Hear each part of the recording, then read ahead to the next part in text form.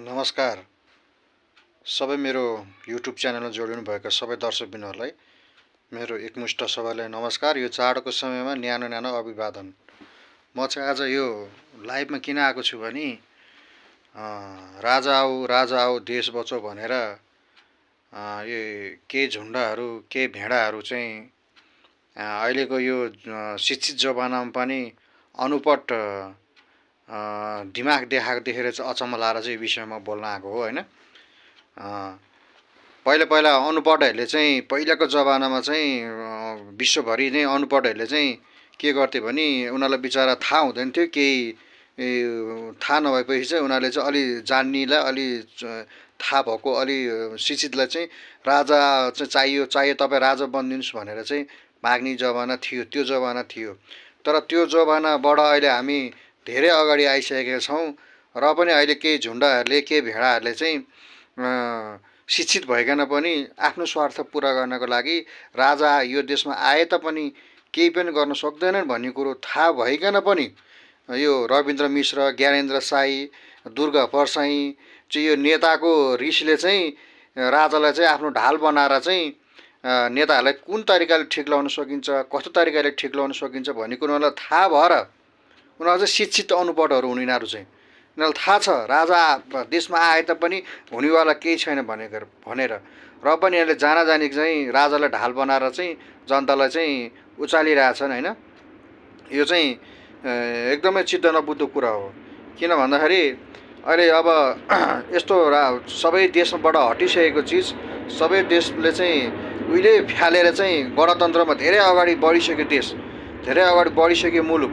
फेरि सुँगुरलाई सोग्रा जान्छस् भनेर होइन मलाई त्यही नै प्यारो छ, त्यही खोर नै प्यारो छ, त्यही खोर नै प्यारो छ भने जस्तो गर्दाखेरि चाहिँ मलाई लास्टमा हाँस उठिरहेछ कि यी शिक्षित भनाउँदाहरूले पनि अनुपट चाहिँ ताल तरिका देखाउँदाखेरि चाहिँ होइन अचम्म लागिरहेछ। आखिर यो देशमा अब राजा आएर पनि हुनेवाला केही पनि छैन र यी नेताहरूलाई चाहिँ उनीहरूले कसरी चाहिँ ठिक लगाउन सकिन्छ भन्ने उनीहरूको त्यो एउटा रणनीति मात्रै हो र के गरेर राजा उनीहरूले लिएरै हाले पनि भरे उनीहरू नै हालिमुहाली गर्ने, जत्र पनि उनीहरू नै माथि हुने।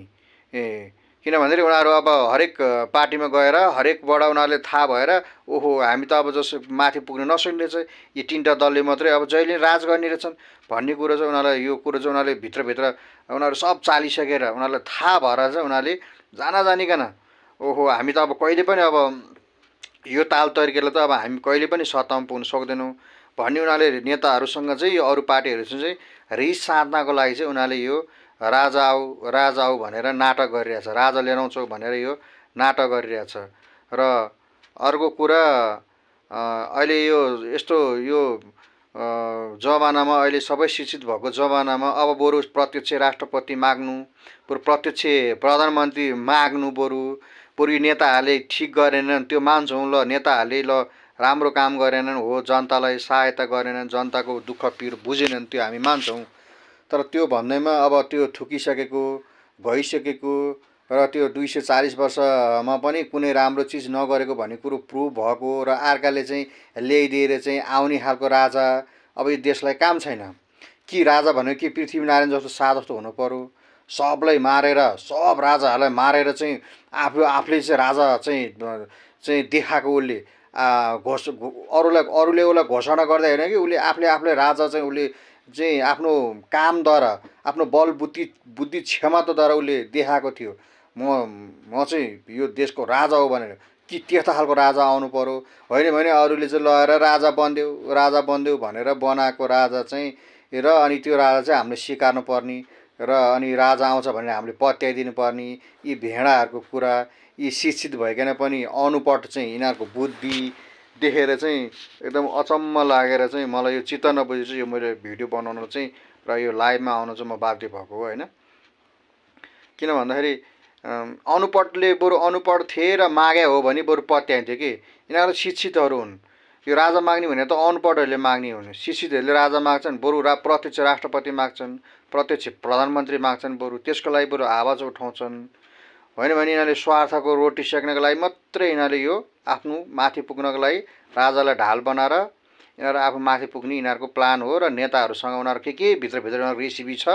अनि नेताहरूलाई कसरी तल लगाउने त अब नेताहरूलाई कसरी प्रहार गर्ने त अब अरू कुनै पनि एजेन्डा छैन। अब यिनीहरूले राजा फ्यालेको नेताहरूले यो पार्टीहरूले बरु अब यिनीहरूले जसले फ्यालेको त्यसैलाई हामीले चाहिँ एजेन्डा बनाएर उचाल्यौँ भने त भरे अनि यिनीहरूलाई नेताहरूलाई चिडाउन सकिन्छ, यिनीहरूलाई हामीले नेताहरूको मेख मार्न सकिन्छ।